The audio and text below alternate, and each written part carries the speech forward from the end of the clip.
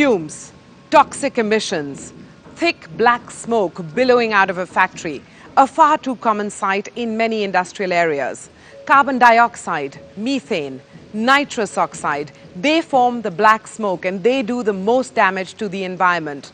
The data on carbon emissions is grim. Did you know that India is the world's third biggest emitter of carbon dioxide after China and America? We've managed to push Russia into fourth place, but there is hope. Today we're going to introduce you to some innovators who see potential in the problem. These innovators are using polluting carbon emissions as raw material for carbon nanotubes, a black powder that can be used to make products as diverse as cement, steel, and even electric goods. A manufacturing industry might be the backbone of an economy, but it comes with an ugly underbelly. These toxic fumes pose a potential threat to the climate.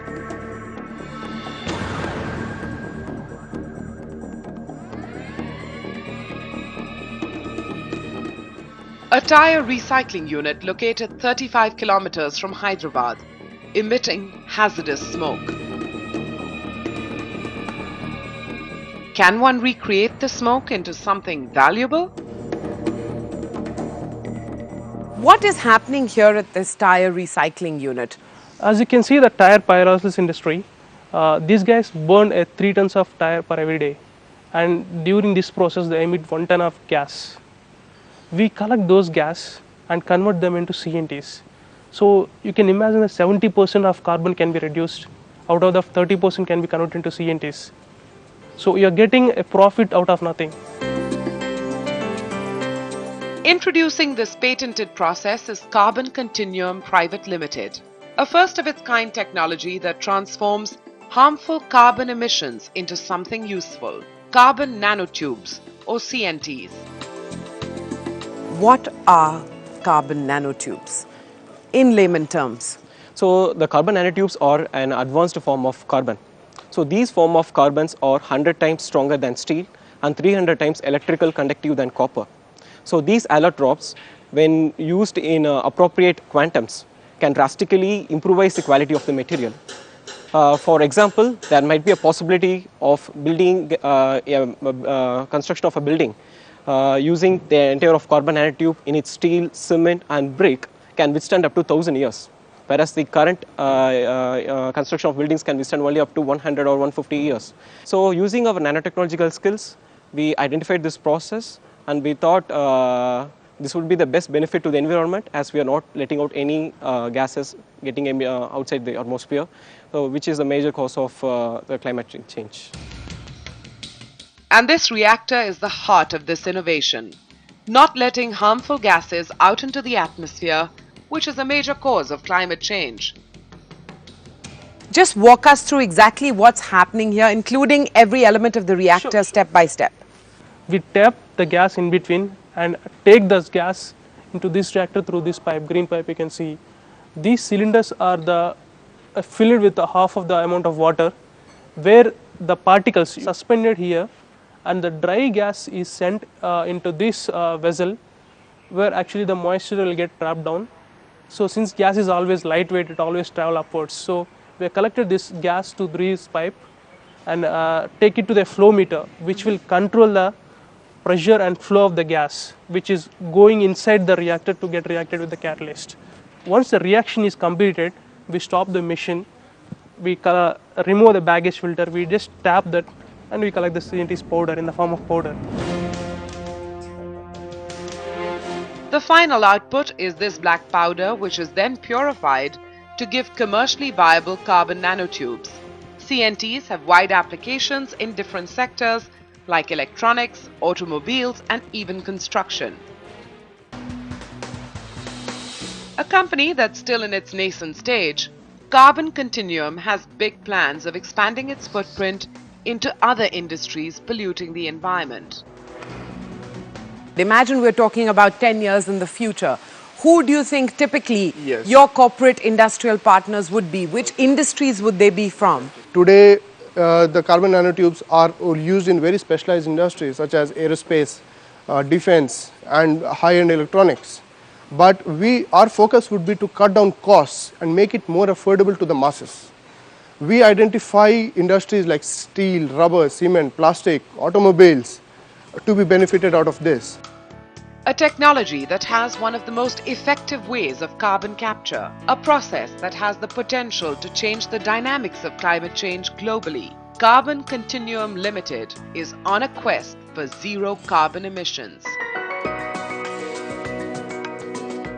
We have seen two exciting projects, each doing their part to work with our environment rather than against it. Now let's understand from Dr. R.K. Pachauri the level and nature of innovation that's required to tackle the challenge of climate management. You alluded to how managing the effects of climate change is almost as important as trying to limit future negative effects on the climate. Why is managing the effects of climate change and adjusting and adapting as important as Well, climate change is essentially a collective problem. I mean, it faces all living species on this planet. So while, of course, you need action at the level of the community, at the level of towns and cities, subnational levels, national levels, and the international levels, ultimately it's the individual who has to start taking this problem seriously. In a democracy, fortunately, if all the members of society realize that something needs to be done, then our leaders will also act. And therefore, I would submit that perhaps the most important contribution we can make to meeting this challenge and solving this problem is to create awareness on the reality and the truth underlying climate change. when you were accepting the Nobel Peace Prize, you referenced Vasudhaiva Kutumbakam. What does that mean? How do you apply it to your philosophy on climate change and climate management? What Vasudhaiva Kutumbakam means, that climate change is clearly one subject in which this applies universally across the globe. So I believe that we must realize that if there are conflicts in some part of the world which are exacerbated by climate change, they're going to affect everybody. If people are going to be displaced, where are they going to go? They become boat people moving to different parts of the globe.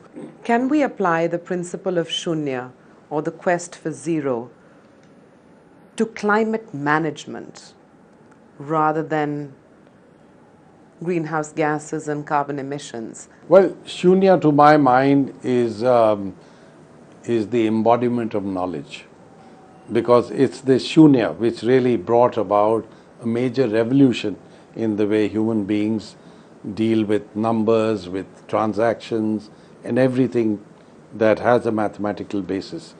And I think if we apply this as a philosophy, as a principle, that we need innovation, we need knowledge, then I think all of us will be able to not only harness the power of knowledge, but apply it in our daily lives and on a collective basis, whereby we can solve this problem. And I think this problem is solvable. All we need to do is move in the direction of what Shunya has taught us. Dr. Pachauri, it's always a pleasure. Thank you very much. Climate change is perhaps the greatest threat to planet Earth. Most scientists agree that the Earth is warming at an alarming rate, and the onus lies on us, humans. Today, we've seen two innovations that offer hope, innovations that could even arrest climate change. Well, that's it on this edition of DuPont Presents The Power of Shunya, Quest for Zero, a show that celebrates science and innovation, technologies that could secure our future, human ingenuity that could reduce our challenges to zero. Till next week then, goodbye.